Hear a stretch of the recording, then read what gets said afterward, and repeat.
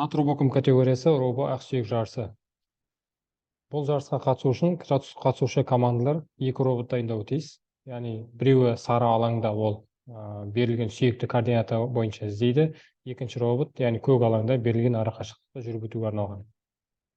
Енді алаңдарға жеке-жеке тоқталатын болсақ, сары алаң. Бұнда яғни сызық бойымен жүру арқылы және тиісті координатта тұрған сүйекті анықтауы тиіс. Енді алаңға зер салып қарайтын болсақ, қызыл сызықты ол цифрлардан құралған тігінен, яғни бір қатар тұрған 1, 2, 3, 4, 5 және жоғарыдан төмен қарай тұрған A, B, C, D, E, F, G әріптерден құралған ол көк сызықты линиялар. Яғни алдарыңызда көк сызық, жарыс алаңында ол қарада бөлінген ақ сызықтармен жүру. Және осылардың қиылысына сәйкес өздерінің координаталары бар. Мысалға, бірінші тұрған қызыл нүкте, мінекей мына тұрған қызыл нүкте, оның координатасы A1 болып саналады. Сәйкесінше бірінші әріп, екінші цифр оқылады. Яғни, мысалға, мына координатының оқылуы D5 әріптермен оқытылады. Енді, яғни, сәйкес осы координаталарға роботтарымыз бару керек. Енді, бұларға робот бару үшін не жасалады? Мысалға,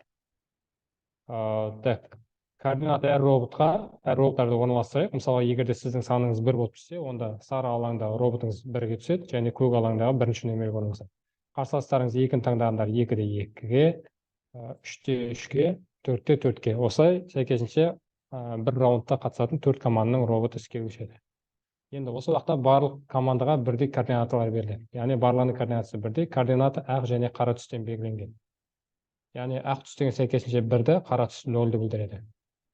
Сіздің роботыңызда әр роботтың өздеріне сәйкес түстері бар. Мысалға, 1-де түскен команданың түсі сары бөлікте ол жасыл, 2-нікі қызыл, 3-тікі көк, 4-тікі сары.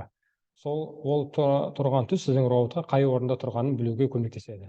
Енді төреші роботты қойғаннан кейін, яғни бірінші роботтар орналасады, сосын барып координаты орналасады. Координаталар орналасқаннан кейін төреші старт командасын береді. Старт командасын бергенде сіздің роботтарыңыз осы координатты оқиды. Дәл жағдайда берілген координаты ол, яғни екілік санау жүйесінде ол 43 дегенді білдіреді. 43 дегені ол сәйкесінше 4-ші әріп, алғашқыда тұрған 4 деген цифр, ол әріптер бойынша 4-ші әріп D, A, B, C, D деген D, және 43-тегі соңғы тұрған 3, ол дейтін бірліктегі ол 3-тің өзін білдіреді. Яғни мына жағдайда ақ сүйегіміз D3 деген координатада орналасқан. Роботтарыңыз осы ақ қарадан берілген, яғни бинарный код екілік системада беріледі. Осы екілік системада берілген кодты оқығаннан кейін осы координатаға баратын ең қысқа жол таңдауы тиіс. Яғни қысқа жолмен барғаны үшін де солмен баруы тиіс. Яғни әр роботқа, мысалы, бірінші команда үшін осы бағыт ыңғайлы, 2 үшін, қызыл үшін бағыттар ыңғайлы бағыт көрсетілген, және 4 үшін ыңғайлы бағыт. Яғни ең қысқа жолдармен. Бұл жерде енді бірнеше варианттар бар, бірақ соның ішінде бұл да қысқа жолдардың есебіне кіреді. Роботтар линияны толықтай кесіп өтуге болмайды. Қара алаңның ішіне кіргенде ақ сызықпен жүруге тиіс, яғни сызық бойымен жүру. Координатаға жеткеннен кейін ғана, мысалы, бірінші роботыңыз координатаға жетті деп алайық, жүрісін бастады, оқыды. Сосын жаңа сүйектің координатасына келді. Координатасына келгенде робот жүрісін тоқтату керек. Осы кезде екінші робот іске көшеді. Яғни берілген ара қашықтықты жүріп өтіп, жасыл алаңның ішіне толықтай ену керек, толықтай кіру керек. Қандай да бір деталі немесе артқа дөңгелек ештеңе шығып тұруға болмайды. Ары қарай асып кетуге де болмайды, жасыл алаңның ішіне кіріп тоқтау керек. Осы жағдайда, осы тур бойынша сіздің бірінші нөмірлі робот болған команда жеңімпаз болып саналады. Яғни барлық ойын тоқтатылады.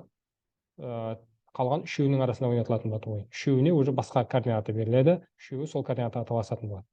Сол координатының ішінен жақсы тапқан екінші робот, яғни келесі кезеңге өтеді. Сонда алғашқы тапқан 2 робот келесі кезеңге өтеді, қалған екеуі осы ақсүйек категориясы бойынша ойынды тоқтатады. Координаталар екілік санау жүйесінде беріледі. Осыны ескереміз. Яғни сіздің роботыңыз бірінші координатын оқуға тиіс. Оқығаннан кейін сол координатасы бойынша жүруді сызық бойымен жүргізуі тиіс. Соның жүргеннің ішінде де ең қысқа жолда таңдауы тиіс. Яғни соған жетудің ішіндегі сол координатаға баруда ең қысқа жол қандай? Солда есепке алынады.